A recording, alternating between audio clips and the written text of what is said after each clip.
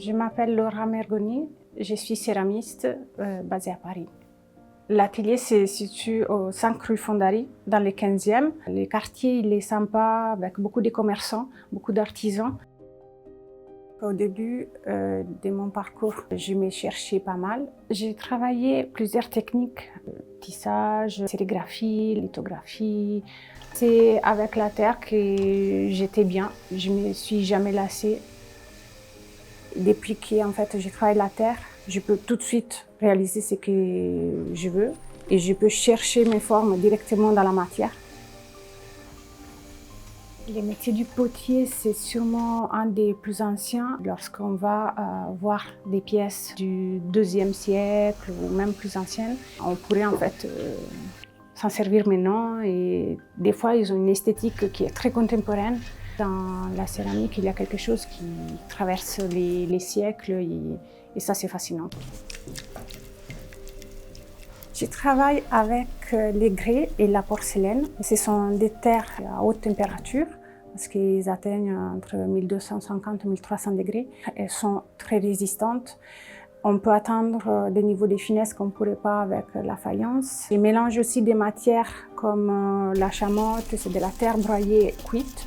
J'ajoute des fois dans mes recettes du papier. Ça permet d'apporter de la légèreté et des textures. Quand on regarde les fonds d'un pot, on commence à voyager, on commence à y voir des galaxies. On est vraiment au centre du minéral et des processus chimiques et physiques qui sont fascinants dans la céramique. L'Asie a une grande influence sur mes créations, sur mon parcours et ma pratique. En particulier la Corée du Sud, parce que c'est un pays qui m'a accueilli et qui a une énorme tradition. C'est là que j'ai suivi le travail de certains potiers pour apprendre des techniques locales. J'ai ensuite détourné certaines de ces techniques que j'ai apprises pour réaliser mes créations. J'ai envie de répartir en Asie et expérimenter des cuissons au feu de bois et à gaz, ce qu'on appelle des atmosphères réduites, et qui vont développer toute une autre gamme des couleurs. La partie que je préfère, c'est l'ouverture du four quand tout est fini pour voir les résultats. Elles sont encore un peu chaudes, donc ça chauffe un peu les mains, c'est agréable. Et en général, ils craquellent, ils font un petit bruit sympa, des cling, cling, cling, comme ça.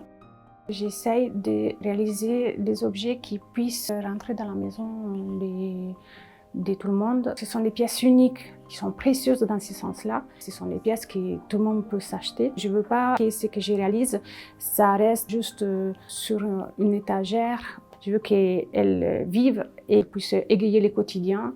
Je sais pas, ça me donne beaucoup de joie en réalité.